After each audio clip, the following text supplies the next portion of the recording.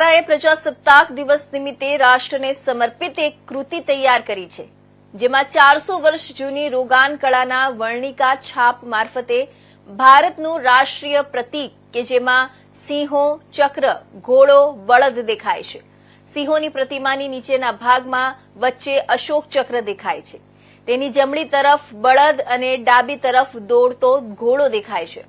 આશીષભાઈ કંસારા દ્વારા 11 દિવસની અંદર આ 5 બાય 3.5 ફૂટની આ કૃતિ તૈયાર કરવામાં આવી છે, જે આકર્ષણનું કેન્દ્ર બની છે.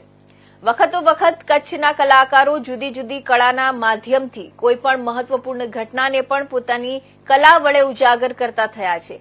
ત્યારે પ્રજાસત્તાક દિવસને ધ્યાનમાં રાખીને કચ્છના કારીગરે 400 વર્ષ જૂની રોગાન કળામાં રાષ્ટ્રીય પ્રતીક કંડાર્યું છે. આ કલાકૃતિની વિશેષતા એ છે કે આ 200 વર્ષ સુધી ટકી રહે છે.